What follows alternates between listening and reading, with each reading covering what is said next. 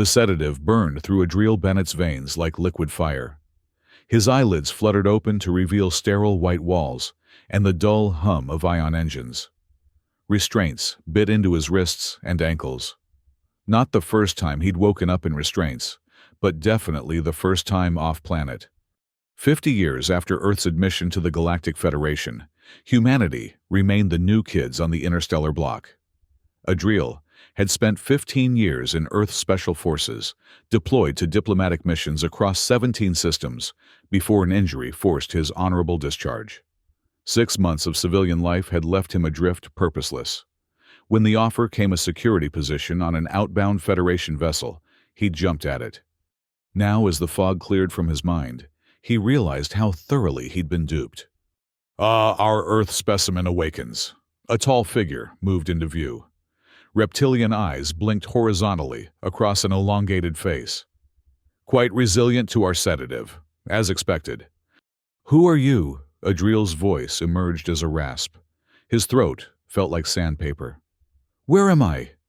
"I am Moores," the alien replied, adjusting what appeared to be an expensive cloak draped across iridescent scales.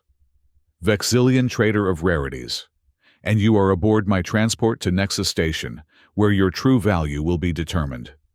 Value. Adriel tested his restraints systematically.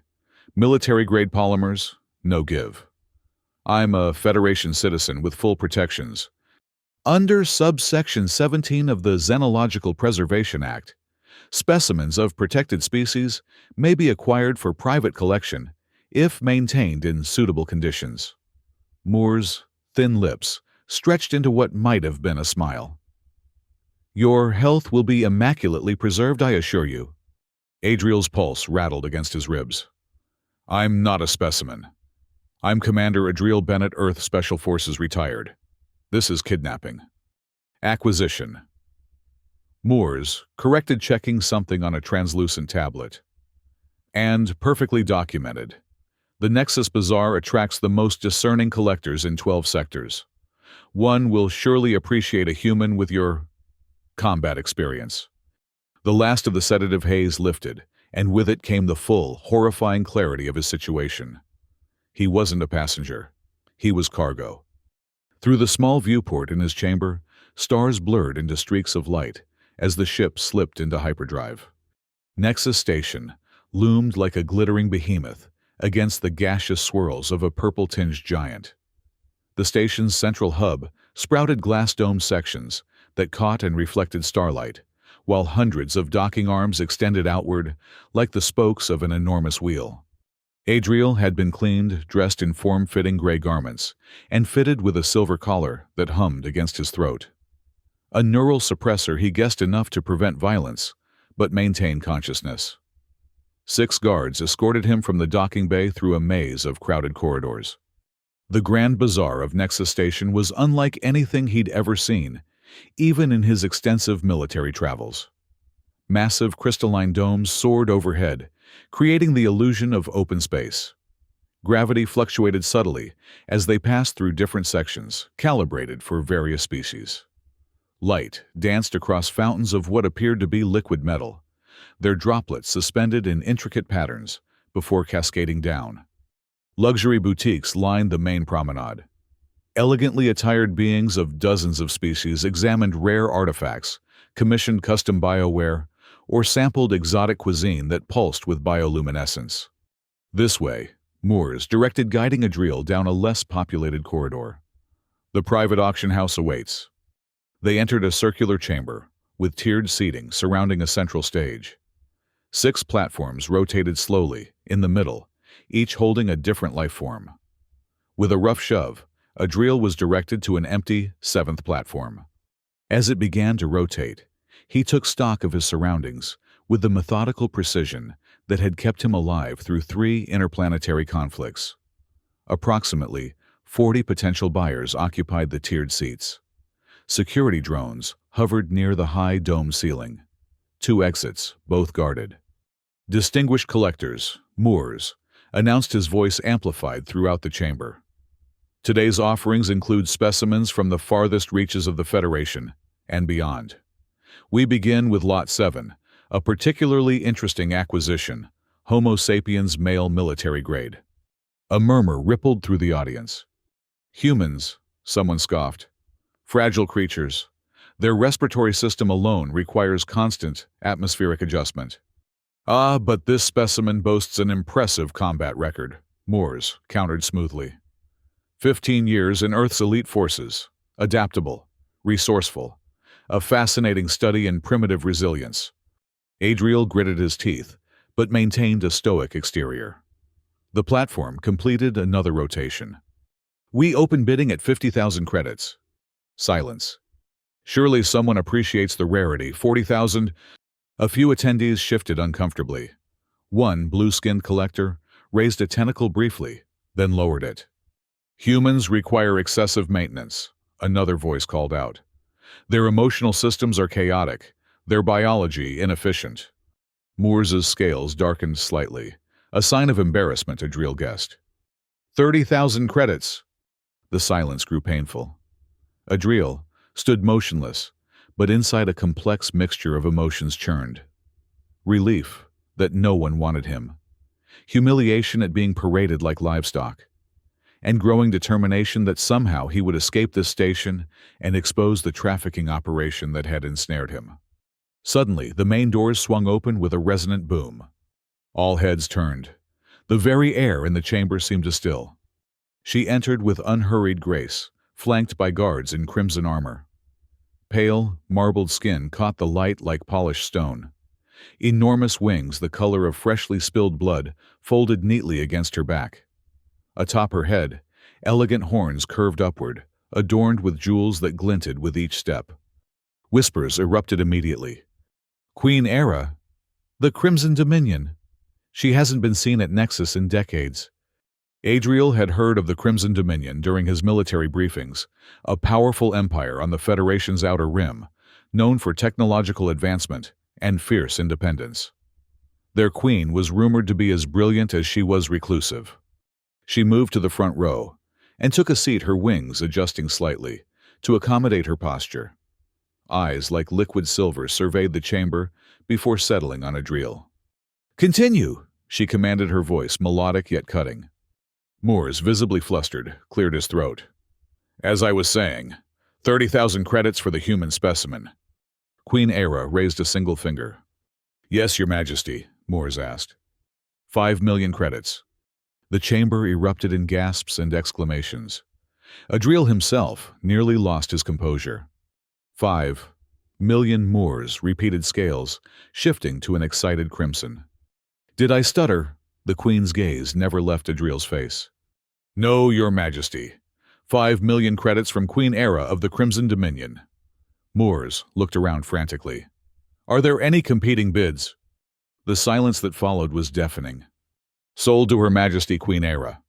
As attendants rushed to complete the transaction, Adriel's platform lowered to floor level. The Queen approached, studying him with an unreadable expression. "You have unusual eyes for a human," she observed. "Like the storms on Tyros 4. Adriel met her gaze directly. "They have excellent peripheral vision, useful for spotting when I'm being ambushed." A slight smile curved her lips. "Spirited, good." She turned to her guards. "Prepare him for transport to the flagship." As they escorted him toward the exit, Adriel saw Moores bowing repeatedly, practically giddy with the unexpected windfall. The Queen's flagship dwarfed the trader's vessel. Gleaming crimson hulls, stretched for what must have been a kilometer, organic curves, interrupted by defensive arrays and communication spires. Inside, the corridors were spacious, illuminated by soft light that seemed to emanate from the walls themselves. Adriel was led to a chamber that, to his surprise, bore more resemblance to luxury quarters than a cell. Earth-standard gravity, judging by the pressure in his joints. The air held a slight spice, but was otherwise comfortably breathable. "The Queen will see you shortly," said the guard, removing Adriel's neural suppressor collar before departing. That was unexpected. Adriel immediately began cataloging every detail of the room, every potential weapon or escape route. The furnishings were elegant but sturdy. What looked like water features along one wall could potentially short-circuit security systems. The large viewport showed the curved edge of Nexus Station against the gas giant's swirling atmosphere. A door slid open and Queen Era entered alone. Military instinct made Adriel assess threats first. No visible weapons, but the wings could deliver a powerful blow. Her physical strength was unknown, but likely substantial, given her species' evolutionary adaptations for flight. "You're analyzing how to neutralize me," she observed, taking a seat across from him. "Prudent, though unnecessary." "Force of habit," Adriel replied. "I prefer to know when I'm outmatched." "Are you—" "By about 5 million credits, it seems." Her laughter was unexpected, a clear, bell-like sound. "The name from your identification chip is Adriel Bennett. Is that correct?" "Yes. And I prefer to be called by my name, not human or specimen." "Fair enough, Adriel Bennett." She leaned forward slightly. "Do you know why you were chosen for acquisition?" Moores mentioned my military background. "Apparently I'm a fascinating study in primitive resilience," he said, not bothering to hide the bitterness in his voice. "Moores is a middleman with limited imagination." She dismissed the traitor with a wave of her hand. "You were selected for specific genetic markers, markers that have become exceedingly rare in your species." Adriel frowned. "What kind of markers?" "All in due time," she rose. "You'll find appropriate attire in the wardrobes. Rest. Tomorrow will be illuminating." As she turned to leave, Adriel called after her. "I'm still a Federation citizen. This arrangement violates at least 7 articles of interspecies law." Queen Era paused at the doorway. "Does it comfort you to believe that the laws you reference contain loopholes wide enough to fly a battlecruiser through? Loopholes deliberately maintained by species who've been collecting specimens for millennia." Her wings shifted slightly. "But I didn't purchase a pet, Adriel Bennett. I'm seeking something far more unique." With that cryptic statement, she departed, leaving Adriel alone with questions multiplying in his mind.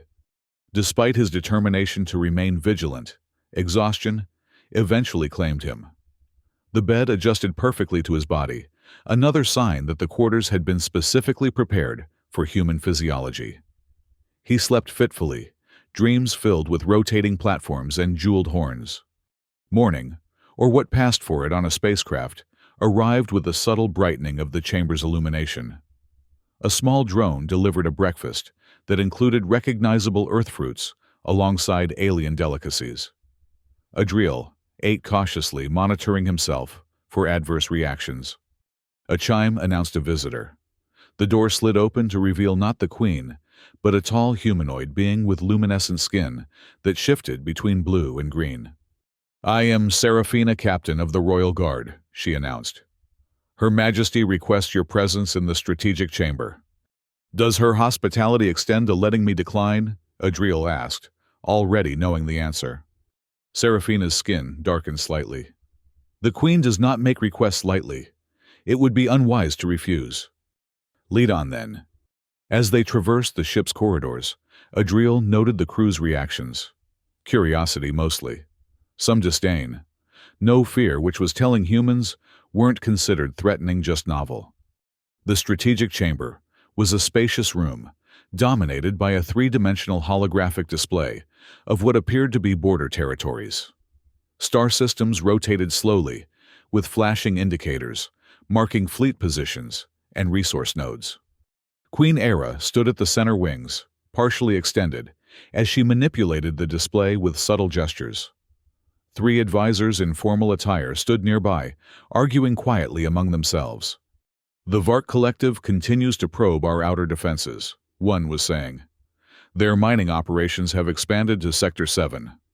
Their technology remains inferior," another countered. "Their numbers, however—" "Ah, Adriel Bennett," the Queen interrupted the discussion. "Join us." As he approached, the advisors fell silent, eyeing him with barely concealed skepticism. "Your Majesty," the tallest advisor began, his tone formal, but edged with disapproval. "Is it wise to include an outsider in matters of state security?" "Zorvan, I value your counsel in many areas. This is not one of them." The Queen's voice remained pleasant, but Adriel detected steel beneath the silk. Mr. Bennett's perspective may prove valuable precisely because it is unencumbered by our traditions. She gestured to the holographic display. The Vark Collective has been testing our boundaries for months. Their typical strategy relies on overwhelming numbers rather than tactical finesse. She turned to Adriel. You've fought against numerically superior forces. What approach would you take, given our current deployment? Adriel studied the display, mentally translating the unfamiliar symbols into tactical positions. It was clearly a test, though, of what he wasn't certain. Your forces are spread too thin along this boundary, he said, finally pointing to a stretch of systems. The collective could exploit the gap between these two patrol groups. I'd recommend repositioning your eastern fleet to create overlapping fields of fire, then using these asteroid belts as cover for smaller strike teams. The advisor named Zorvan scoffed. Primitive thinking. Our ships are designed for open engagement, not guerrilla tactics. Which is exactly why the enemy wouldn't expect it, Adriel countered. Use your strengths where they serve you, but don't be afraid to adopt approaches your adversary considers beneath them. Queen Era's silver eyes glinted with what might have been approval. Interesting. Serafina, adjust our deployments according to Mr. Bennett's recommendation. Monitor the collective's response. Your Majesty, Zorvan began to protest. That will be all for now, the Queen said firmly. As the advisors filed out, Zorvan cast a withering glance at Adriel. The hostility was unmistakable. You've made an enemy, Queen Era observed once they were alone. I've made several since waking up in restraints, Adriel replied. What is this really about? Why am I here? The Queen manipulated the holographic display, zooming out to show the broader galactic neighborhood. The Crimson Dominion has maintained independence from the Federation through technological superiority and strategic alliances. But the balance of power is shifting. New threats emerge. She looked at him directly. Adaptation is necessary for survival. And I fit into this how? Humans are young among the galactic species but remarkably adaptable. Your kind achieved spaceflight mere centuries after discovering electricity. You survive in environments that would kill most sentient species. Her wings shifted, catching the light. But there's more. Ancient records suggest that early humans possessed certain abilities. Abilities engineered out of your genome during your species-long isolation. Adriel frowned. What abilities? Before she could answer, an alarm blared throughout the chamber. The holographic display flickered, then stabilized to show a small vessel approaching the flagship. Unauthorized craft on intercept course, announced a voice over the comm system. Queen Era's posture changed instantly, wings extending to their impressive full span. Shields at maximum. Prepare defensive measures. The approaching vessel suddenly accelerated clearly on a collision course. Impact in 10 seconds, the comm announced. Breach imminent in section. Override, Adriel shouted, recognizing the attack pattern. It's not aiming for a hull breach. It's a dispersal vehicle. He lunged for the environmental controls on a nearby console. Seal the ventilation system. The Queen reacted instantly, slapping a control panel. All systems emergency containment protocol. Seconds later, a dull thud reverberated through the ship. Alarms changed tone, indicating impact, but no breach. Atmospheric contaminant detected, the system announced. Neutralization in progress. How did you know? Queen Era demanded, eyes locked on Adriel. Standard Federation Black Ops tactic. Small suicide drone loaded with chemical or biological agents. Creates chaos, disables command structure. He moved toward the door. Your security team will be focused on the impact point. But if I were coordinating this attack... The door slid open to reveal 3 armed figures in environmental suits. They hesitated for a split second, clearly not expecting to find their target with a human. That hesitation was all Adriel needed. 15 years of Special Forces training took over. He launched himself at the nearest attacker, using the ship's slightly lighter gravity to add power to his leap. His elbow connected with the assailant's throat, crushing the breathing apparatus. In the same fluid motion, He wrenched the weapon free and fired at the second attacker. The third managed to aim, but Queen Era was already moving. Her wings created a disorienting blur as she spun taloned feet connecting with the attacker's chest. The impact sent them crashing into the corridor wall. "More will come," Adriel warned, checking the fallen attackers for identification. Nothing. "Is there a secure location nearby?" "My private chambers, this way." She led him down a service corridor, wings folded tight against her back for speed. They encountered two more attackers en route, but dispatched them efficiently. Adriel with precise strikes to vulnerable points in their environmental suits, the Queen with surprising strength and agility.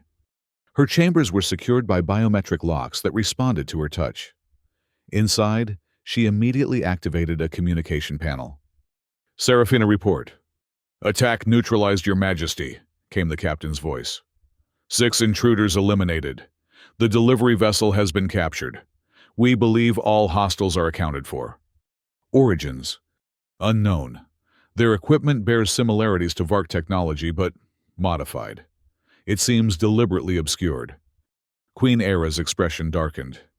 "Continue the investigation. Double the guard rotation. I want a full security sweep." "Yes, Your Majesty. Is the human still with you?" The Queen's gaze shifted to Adriel, who was examining a cut on his forearm from the skirmish. Yes, his intervention proved decisive. After ending the communication, she approached Adriel. "You recognized the attack pattern instantly. You acted to protect this vessel, not to escape." He met her gaze.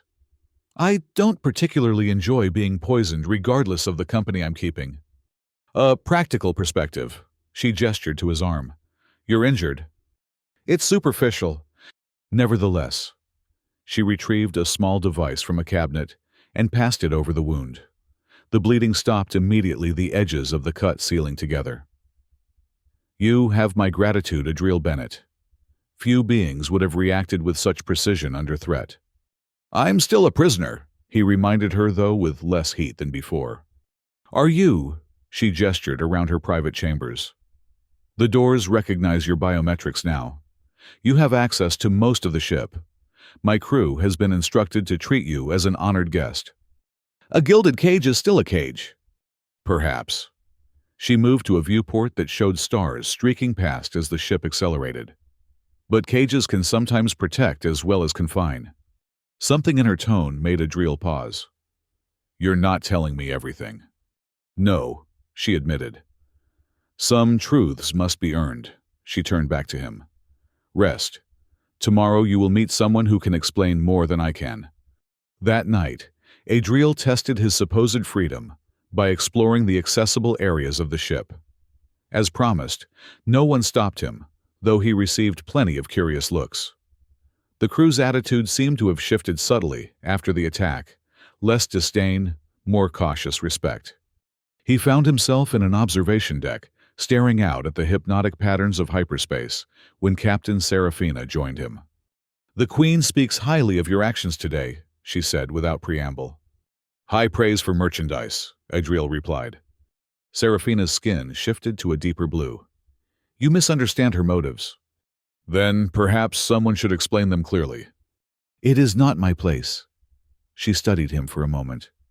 "But know this: Queen Era does nothing without purpose, and she has never brought another being to her private chambers before today."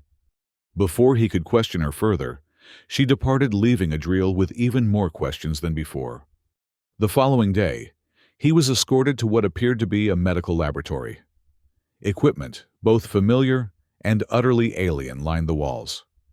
In the center stood a being whose species Adriel couldn't immediately identify: tall and slender, with 4 arms and skin that seemed to shimmer with an internal light. Adriel Bennett. Queen Era greeted him from beside the multi-armed being. "This is Dr. Alindra, Chief Geneticist of the Crimson Dominion." "Fascinating specimen," Dr. Alindra murmured, circling Adriel with obvious scientific interest. 2 of her 4 hands manipulated a scanning device. "The markers are present, just as predicted." "What markers?" Adriel demanded. "I'm tired of cryptic references." Queen Era nodded to the geneticist, who activated a holographic display, showing what Adriel recognized as DNA sequences. Your species evolved on a planet with unusually strong electromagnetic fields, Dr. Alindra explained. Early humans developed neurological adaptations to navigate and communicate across these fields, what your ancient texts might have called telepathy. But as your civilization developed technological communication, these abilities became redundant and were eventually bred out of most of your population. Telepathy. Adriel couldn't keep the skepticism from his voice. That's myth, not science. Many advanced capabilities appear as magic to those who don't possess them, Queen Era said. The Crimson people evolved similar abilities, though, through different pathways. We can sense and manipulate certain energy patterns between minds. Dr. Alindra's scanning device beeped. Yes, the compatibility is even stronger than we predicted. The proximity is already triggering neural pathway formation. What proximity? Adriel asked, increasingly uneasy. The Queen approached, standing closer than strictly necessary for conversation. To me, she said simply, my presence is reactivating dormant genetic potential in your brain. You've felt it, haven't you? Moments of unusual clarity, flashes of perception that shouldn't be possible. Adriel wanted to deny it, but he couldn't. During the attack, he'd somehow known exactly where the Queen was moving, anticipating her actions as if they'd trained together for years. And later in his quarters, he'd experienced momentary disorientation emotions that didn't feel like his own. This is why you bought me, he realized. I'm some kind of genetic experiment. Not bought, she corrected. Rescued. The Vexillian trader had identified your genetic markers and was selling you to the highest bidder. Had anyone else acquired you, the results would have been unpleasant. The neural synchronization process requires careful monitoring, Dr. Alindra added. Improperly handled it can cause psychosis or brain death. And properly handled, Adriel asked. Queen Era's silver eyes seemed to look through him rather than at him. Properly handled, it creates a bond unlike any other, a melding of minds that transcends ordinary communication. The Crimson Dominion was founded on such bonds, our greatest strength and most closely guarded secret. Why me? Why humans? Because your species' variant of the ability is uniquely compatible with ours. Because the combination creates capabilities neither species possesses alone. She stepped back. And because the threats gathering at our borders will require unprecedented adaptability to overcome. Dr. Alindra continued to record readings. The process has already begun spontaneously. Remarkable. Most species require months of preparation. What happens now? Adriel asked, trying to process the implications. Now, said Queen Era, we continue as we have begun. Strategic sessions, cultural exchange, and monitoring the progression of our neural link. And if I refuse to participate? Her expression remained impassive, but Adriel felt a flicker of something. Disappointment, concern. The emotion wasn't his yet. He experienced it as clearly as his own. The process once begun cannot be fully reversed, Dr. Alindra warned. Attempting to suppress it would cause damage to both parties. So I have no choice, Adriel's voice hardened. There are always choices, Queen Era said. But some paths lead to mutual benefit while others lead to mutual destruction. She turned to leave. Consider carefully, Adriel Bennett. The future of two species may depend on your decision. The days that followed settled into an unexpected routine. Mornings in the strategic chamber, analyzing threats and movements along the Dominion's borders. Adriel's military experience proved surprisingly relevant. Many tactical principles transcended technology and species. Afternoons were spent with Dr. Alindra, who monitored the developing neural link while explaining the complex history of Crimson physiology and culture. Evenings often found Adriel dining with the Queen, their conversations ranging from Earth history to philosophical discussions about the nature of consciousness and connection. Throughout it all, the neural link strengthened. At first, it manifested as heightened awareness of the Queen's presence. Adriel could sense her approach, before she entered a room. Then came emotional impressions, fragments of her reactions bleeding into his awareness. By the third week, they could communicate simple concepts without speaking, though the exchange exhausted them both. "The progression is unprecedented," Dr. Alindra reported during one examination. "The neural pathways are developing at triple the expected rate." "Is that dangerous?" Adriel asked. "Not if properly channeled. The compatibility between your genetic structures is remarkable." The geneticist's shimmering skin pulsed with excitement. "It suggests an ancient connection between your species that predates recorded history." Despite his initial resistance, Adriel found himself increasingly drawn to the Queen. Her intelligence challenged him. Her quiet strength commanded respect. And through the developing link he glimpsed depths to her character that words could never adequately convey: her fierce devotion to her people, the weight of leadership she carried, her private doubts and fears that she never showed publicly. For her part, Queen Era seemed equally fascinated by him. She peppered him with questions about Earth culture, military strategy, and personal experiences. Through their link, he sensed her genuine curiosity, and something else, an emotion he couldn't quite name. It was during a routine patrol of the ship's upper decks that everything changed. Adriel was walking with Captain Serafina, discussing security protocols, when a stabbing pain lanced through his head. He stumbled, clutching his temples. "Bennett," Serafina reached toward him, concerned. "The Queen," he gasped, somehow knowing with absolute certainty that Era was in danger. "Her chambers. Now." They sprinted through corridors, Serafina calling for backup on her communicator. As they approached the royal chambers, Adriel felt the pain intensify, along with a flood of the Queen's emotions: anger, betrayal, determination. The biometric lock recognized him instantly. The doors slid open to reveal chaos. Queen Era stood with her back to the viewport, wings fully extended in a defensive posture. Facing her was Zorvan, the advisor, holding a ceremonial weapon that hummed with energy. Two royal guards lay unconscious, or worse, on the floor. "Destabilizing the Dominion with your obsession," Zorvan was saying. "The Council has seen the evidence. Your mind is compromised by the human's influence. I act for the good of our people." "You act for your own ambition," the Queen replied, her voice deadly calm, despite the weapon aimed at her chest. "The neural link threatens your position, not the Dominion." "Your Majesty," Serafina called, weapon raised.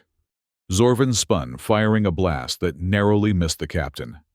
In the momentary distraction, Queen Era launched herself forward, wings, creating a disorienting blur.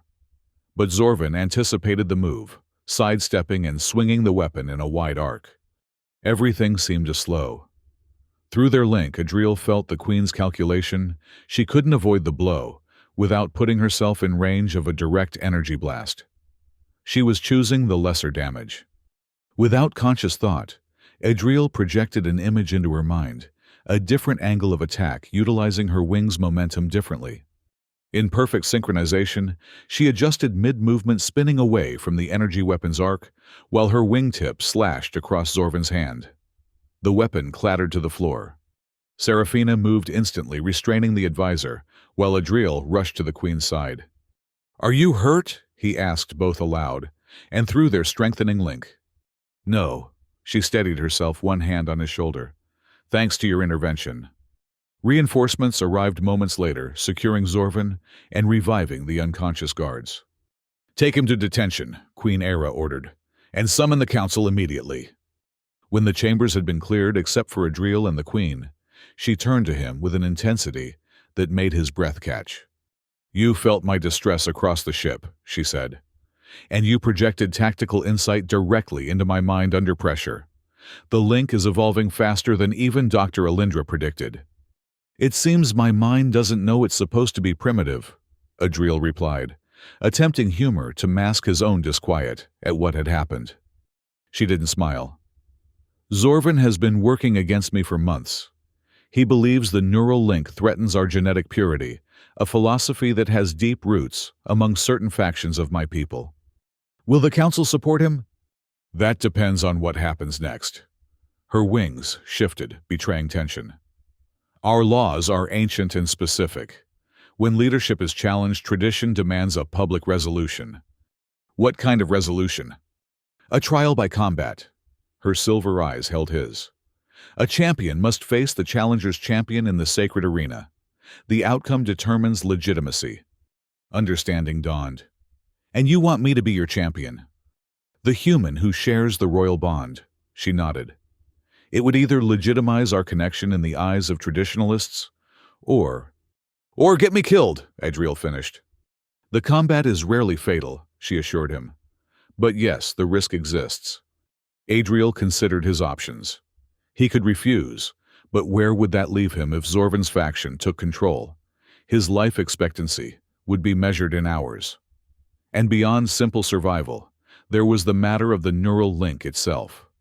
Despite his initial resistance, he couldn't deny the extraordinary connection forming between them. It transcended anything he'd experienced with another being. Who would I be fighting? He asked finally. Relief flickered through their link. Zorvan will likely select Kagrath, our most decorated warlord. He has never been defeated in ritual combat. Of course not, Adriel shook his head. When does this happen? The council meets at dawn. The combat would follow immediately. Then I suggest we prepare. He met her gaze squarely. And you should tell me everything about Kagrath's fighting style. They spent the night in intensive preparation.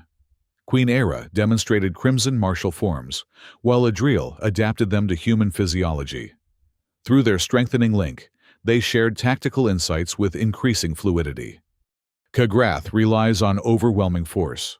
The queen explained, wings extended in a fighting stance.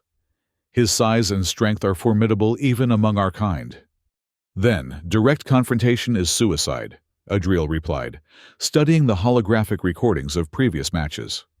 I'll need to use the environment and wear him down. The arena contains various terrain features, specifically for that purpose. But Kagrath knows them well. What he doesn't know is how our link can be used tactically.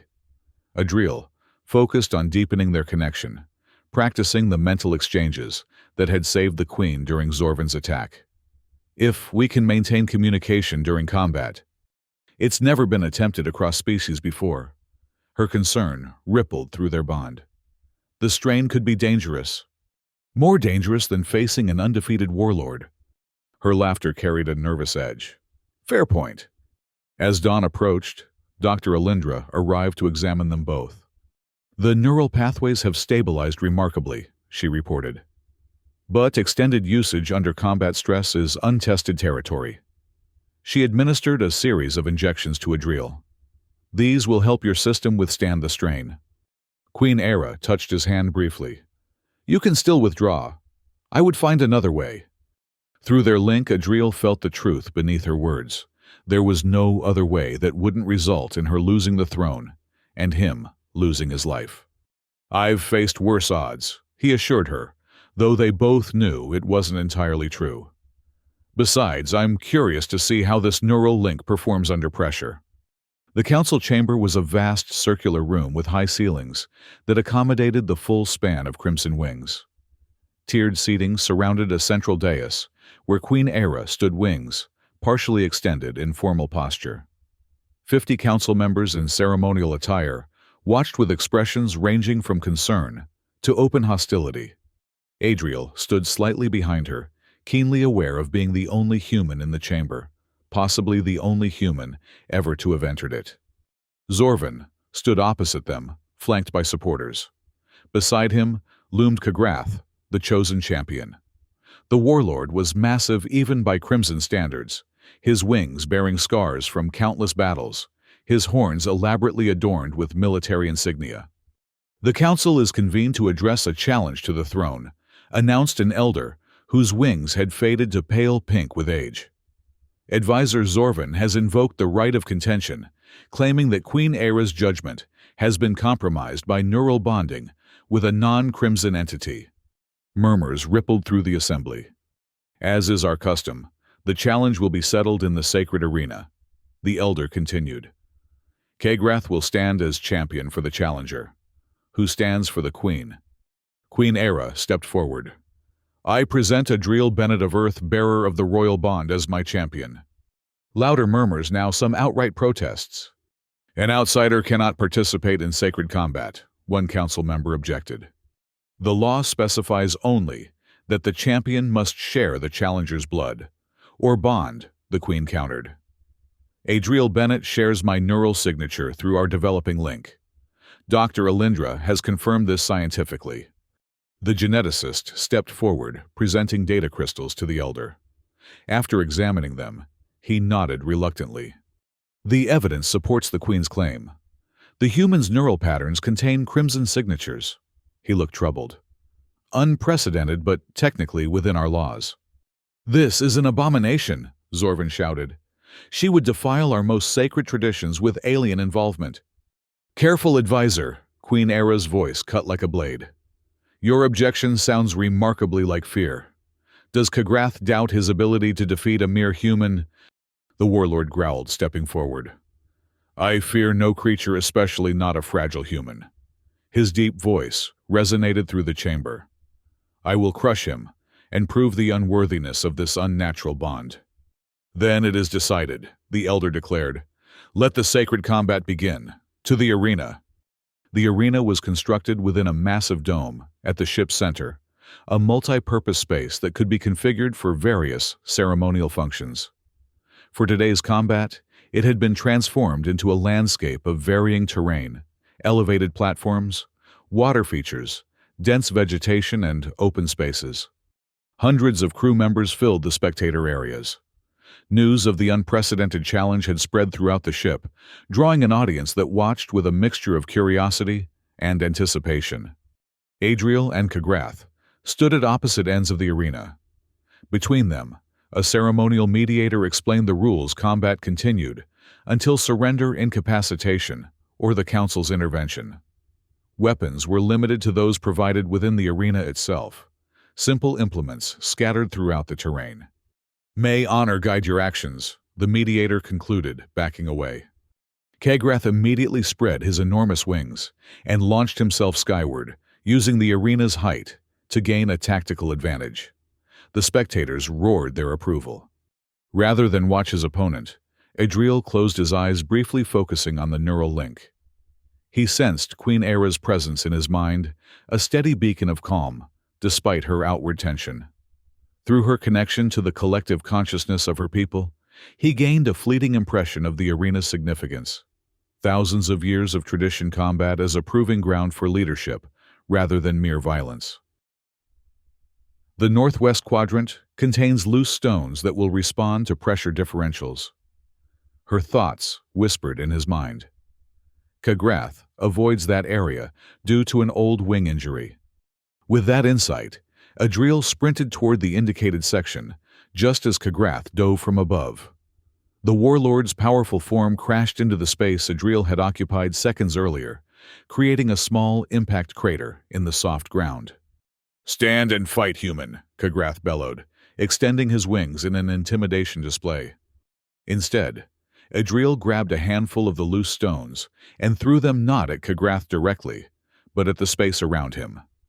The stones clattered harmlessly, but the warlord instinctively shifted his wings to protect his left side, confirming the Queen's insight about his vulnerability. Tactics won't save you, Kagrath growled, advancing with powerful strides. Strength determines worthiness. It is our way. Perhaps your way needs updating, Adriel replied, circling to maintain distance. Through the link, he sensed the Queen's approval and a new tactical suggestion forming in her mind. The combat continued for nearly 20 minutes. Adriel used the terrain expertly, never allowing Kagrath to corner him, exploiting the warlord's size and weight against him. Each time Kagrath launched an overwhelming attack, Adriel redirected the force, using the neural link to anticipate movements seconds before they occurred. The spectator's mood shifted gradually from dismissive amusement to grudging respect as the human continued to evade defeat. Kagrath grew increasingly frustrated, his attacks becoming more reckless. Fight me properly, he roared after Adriel ducked under a powerful swing and rolled away. Show some honor. I'm showing intelligence. Adriel countered, breathing hard but still mobile. Isn't that what leadership requires? The comment struck a nerve. Kagrath let out a bellow of rage and charged wings fully extended in offensive posture. It was the opening Adriel had been waiting for. Through their link, Queen Era had shown him the significance of wing positions in Crimson combat, and the devastating vulnerability created by certain aggressive stances. As Kagrath bore down on him, Adriel dropped to one knee, braced himself, and thrust upward with a metal staff he'd recovered from the arena floor. Not to injure, but to precisely target the neural cluster at the base of Kagrath's left wing, the equivalent of a human pressure point. The warlord's momentum carried him forward, even as the staff connected. His massive body seized mid-attack wings, spasming as neural feedback immobilized him. He crashed to the ground with a thunderous impact that shook the arena floor. Silence fell over the spectators. Adriel stood over his fallen opponent's staff, poised for a finishing strike. Kagrath lay stunned, but conscious eyes blazing with fury and disbelief. "Finish it!" the warlord growled. "Take your victory!" Instead, Adriel tossed the staff aside. "I didn't come to kill," he said loudly enough for all to hear. "I came to demonstrate that strength takes many forms. The Crimson Dominion faces threats that can't be defeated through brute force alone. Adaptation and alliance are not weakness, they're evolution." He extended his hand to the fallen warlord. "Your courage is not in question, Kagrath, but perhaps your perspective could expand." The arena remained silent, the assembled Crimson people watching this unprecedented moment with collective breath held. Slowly, with obvious reluctance, Kagrath reached up and clasped Adriel's forearm in the traditional warrior's acknowledgement. "The human victor shows mercy," declared the council elder from the observation platform. "The challenge is resolved in favor of Queen Era. The royal bond is legitimized by combat."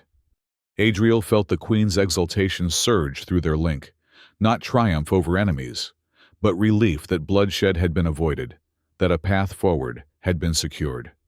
As he helped Kagrath to his feet, the warlord leaned close. "You fought well, human. But remember, this mercy creates obligation. My honor now demands I protect what you value." His eyes flickered toward the royal observation box. "Choose your path carefully." Before Adriel could respond, attendants surrounded them, leading the combatants to separate recovery chambers. Through their strengthening link, he sent a questioning thought to the queen. What did he mean? Her response carried both amusement and something warmer. "He sees what I've known from the beginning. The bond between us is more than strategic." In the days that followed, the atmosphere aboard the flagship transformed. Zorvan and his closest supporters were stripped of rank, though treated with the pragmatic mercy that characterized Queen Era's rule. Kagrath, true to his cryptic words, pledged his service directly to both the queen and, more surprisingly, to Adriel himself. The warlord respects decisive victory and unexpected wisdom. Queen Era explained as they watched Kagrath drilling royal guards in new hybrid tactics developed from human and crimson approaches. "You've earned his loyalty for life." "And the council?" Adriel asked. They were walking through the ship's botanical gardens, a sprawling section that recreated the Crimson homeworld's unique ecology. Their neural link had stabilized into something remarkable, a continuous awareness of each other's presence and general emotional state, with the ability to share specific thoughts when they concentrated. "The council follows strength and results," she replied. "When the Vark Collective retreated from our borders after we implemented your tactical suggestions, the last significant opposition faded." Her wings shifted in what Adriel had come to recognize as their equivalent of a shrug. "Traditionalists still grumble, but they cannot argue with effectiveness." "And what about me?" He stopped beside a fountain of what appeared to be liquid copper, its droplets forming complex, ever-changing patterns in the air before cascading down. "Am I still technically your property?" She smiled, an expression she now wore more frequently in his presence. I have submitted formal documentation to the Federation, recognizing you as a diplomatic liaison with full citizenship rights in both realms. The paperwork should be complete within days. So I could leave. Her expression remained calm, but through their link he felt a flicker of something complex: concern, resignation, and a deeper emotion she kept carefully guarded. Yes, you could leave, she said simply. Is that what you wish? Adriel considered the question seriously. 3 months ago he had been a purposeless former soldier on Earth. Now he stood on a crimson flagship, neurally bonded to their queen, helping reshape interstellar relations. The connection they shared transcended anything he had experienced before: professional respect, cultural exchange, and something more personal that had grown between them. I think I'm more useful here, he said finally. There's still much work to be done. Relief flowed through their link, though her exterior remained composed. I'm pleased to hear that, especially since Dr. Alindra has made some remarkable discoveries about our neural connection.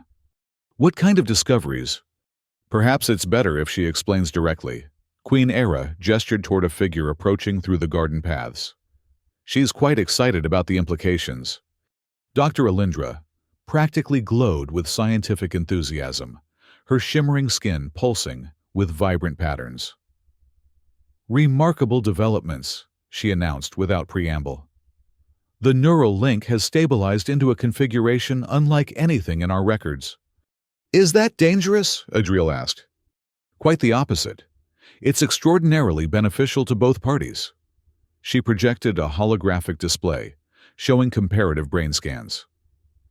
The human telepathic capabilities are fully reactivated, while the Queen's neural processing capacity has increased by 17%. The combination is creating entirely new capabilities. What kind of capabilities? Queen Era asked. Primarily adaptive cognition, the ability to process and integrate new information at accelerated rates. Dr. Alindra manipulated the display to show neural pathway formations. More significantly, the compatibility suggests genetic complementarity that could extend to offspring. Adriel nearly choked. Offspring between different species. Our genetic structures are more compatible than previously understood, the geneticist explained. With minimal assistance, viable offspring would be possible: children who would inherit the telepathic abilities and carry both human adaptability and crimson strength. Queen Era's expression remained carefully neutral, but through their link, Adriel felt her intense interest in this possibility. That's a significant discovery. He managed, unsure how to process the implications. Indeed, Dr. Alindra agreed, oblivious to his discomfort. It suggests our species may have shared ancestry in the distant past. The political implications are equally fascinating.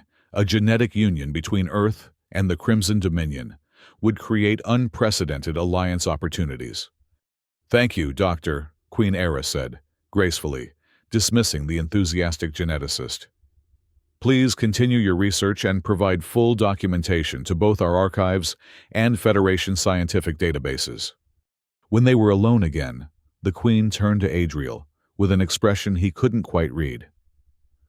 I apologize for the doctor's directness. Scientists often forget the emotional dimensions of their discoveries. It's fine, Adriel assured her, though his mind was racing. Just unexpected. The neural bond doesn't obligate any further connection, she said carefully. Though I would be dishonest if I claimed the possibility hadn't occurred to me. Through their link, he felt the truth of her words, and the depth of feeling she had developed for him, carefully controlled, but undeniably powerful. In Earth's military, there's a concept called need to know, he said finally. Some information is reserved until it becomes relevant to the mission. And is this information now relevant? She asked, a hint of amusement coloring her tone. I believe it might be, he replied, reaching for her hand. The weeks that followed brought rapid changes, both personal and political. Trade negotiations between Earth and the Crimson Dominion accelerated, with Adriel serving as a uniquely qualified intermediary. Federation diplomats who had initially viewed his situation with concern now sought his counsel on interspecies alliance structures. On a more intimate level, Adriel and Queen Era's relationship deepened from neural partners to something far more profound. Their unique bond allowed a level of understanding that transcended ordinary relationships, each glimpsing the other's mind directly while still maintaining individual identity. The Federation ambassador requests permission to board, Captain Serafina announced one morning as they reviewed security protocols in the strategic chamber. Ambassador Thalios. Queen Era looked up with interest. He's early for the treaty signing. He claims to have an urgent proposal regarding human-crimson relations. The Queen and Adriel exchanged glances, a wordless communication passing through their link. Grant permission, she decided. Prepare the diplomatic reception chamber. Ambassador Thalios was a tall, willowy being from one of the Federation's founding species. His translucent skin revealed the complex circulation of luminescent fluids that served as both blood and communication medium for his kind. Your Majesty, he greeted the Queen with a formal bow before turning to Adriel. Commander Bennett, your presence simplifies matters considerably. How so, Ambassador? Adriel asked. The Federation Council has been monitoring developments between Earth and the Crimson Dominion with great interest. Thalios explained, his skin pulsing with diplomatic patterns. The unprecedented neural bond between your species suggests possibilities that extend far beyond ordinary alliances. Queen Era's wings shifted slightly, a subtle sign of wariness that only Adriel would recognize. The nature of our connection is a private matter. Of course, Thalios agreed smoothly. But its implications are not. The Federation proposes formal recognition of a new category of Interspecies Union 1 that would grant special diplomatic status and protection to both parties and any resulting offspring. Adriel felt the Queen's surprise mirror his own. You're suggesting a formally recognized bond marriage, Thalios confirmed. The first of its kind between humans and the Crimson people. A symbolic union that would cement the alliance and create a new legal framework for future interspecies relationships. Through their link, Adriel felt the Queen's complex reaction, political calculation, personal desire, and concern for potential complications, all intertwined. This would require careful consideration, she said diplomatically. The traditions of my people are ancient and not easily adapted, as are certain human traditions. Adriel added, thinking of the likely reaction on Earth to such an unprecedented union. Ambassador Thalios inclined his head. Naturally, but consider the advantages legitimize protection for both parties under Federation law, secured trade routes between your territories, and a powerful symbolic statement about the future of galactic cooperation. After the ambassador departed, Adriel and Queen Era walked in silence through the ship's corridors, both processing the unexpected proposal. He's manipulating us, Adriel said finally, using our personal connection to advance Federation interests. Of course, the Queen agreed. That's what diplomats do. It doesn't mean the proposal lacks merit. They reached a viewport that showed the curved edge of a purple gas giant. They were orbiting coincidentally, not far from Nexus Station, where their journey together had begun. 6 months ago, I woke up in restraints on a trader's vessel, Adriel said, gazing at the swirling atmospheric patterns below. Now I'm discussing interspecies marriage with a queen. Life takes unexpected turns. She laughed softly, her wings shifting to catch the starlight. In my 300 years, I've learned that the most valuable developments are rarely planned. Through their link, she let him feel the full depth of her regard for him. Respect, admiration, and the emotion humans called love, though the Crimson had a more complex term that encompassed mental, spiritual, and biological harmony. What do you want, Era? He asked, using her name without title, something only he could do. Not as queen, but as yourself. Her silver eyes held his. I want what I've always wanted to ensure my people's prosperity and security. But now, I also want something I never anticipated. She reached for his hand. A partner who sees me not just as a queen, but as myself. someone who strengthens me without diminishing me. The neural bond began as a biological coincidence, Adriel acknowledged. But what grew from it was choice, not compulsion. Then perhaps we should formalize that choice, she suggested. Not because the Federation proposes it, but because we desire it. Are you asking me to marry you, Your Majesty? A smile tugged at his lips. I believe I am Commander Bennett. Her wings extended slightly, in what he had come to recognize as her equivalent of a smile. Though the Crimson tradition involves considerably more ceremonial fire and ancestral invocations, Earth traditions typically involve fewer wings and shorter guest lists, he countered. Perhaps a hybrid approach is in order.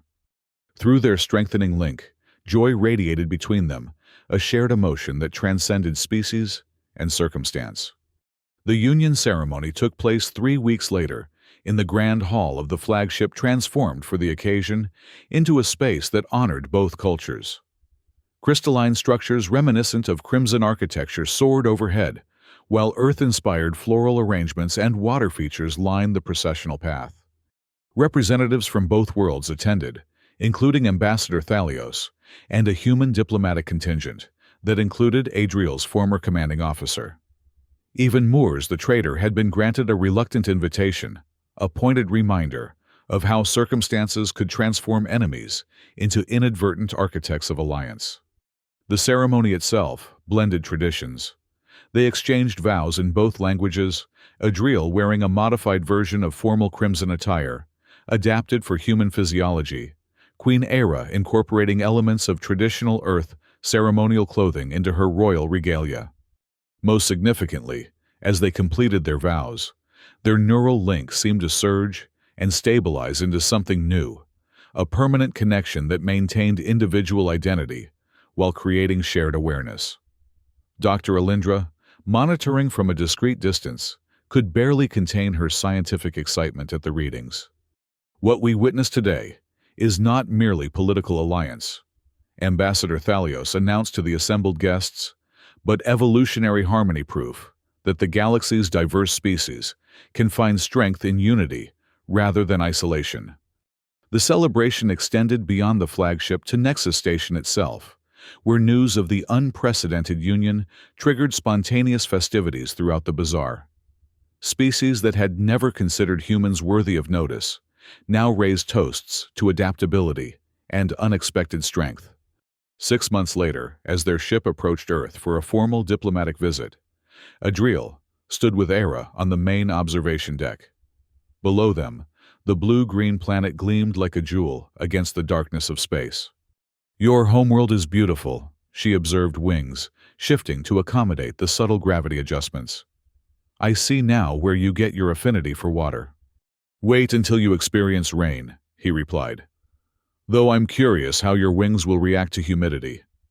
Through their link, he felt her anticipation, mixed with nervous energy, the queen of the Crimson Dominion unaccustomed to being a visitor in another's realm.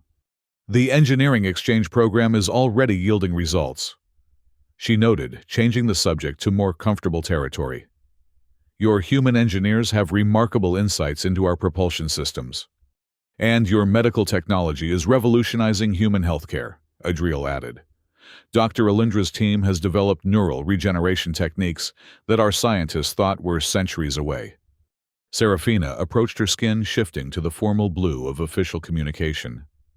The Earth delegation has requested your presence in the transport bay, Your Majesties. The title still felt strange to Adriel, though he had technically held it since their union. We'll be there shortly, Captain. As Serafina departed, Era turned to him. Are you nervous about returning home? A little, he admitted. I left Earth as a directionless former soldier. I return as something unprecedented. As do we all, she said, extending her wings to their full, magnificent span in the privacy of the observation deck. But that is the nature of evolution, is it not? To become what was previously unimaginable. Through their neural link, they shared a moment of perfect understanding. Two beings, from worlds apart, united by coincidence, choice, and courage. Together, they turned toward the transport bay, ready to continue the journey that had begun, when a fragile human had proven to be anything but. In the Nexus Station Bazaar, vendors now told a new story to fascinated customers of the day, when a queen arrived unexpectedly and recognized value where others saw only weakness. Of how strength could be found in the most unexpected forms, and of how a single bold choice could reshape the course of galactic history. "She wants him," they would echo in dramatic tones before adding the now famous conclusion. She saw what others missed, that true power lies not in dominance, but in connection.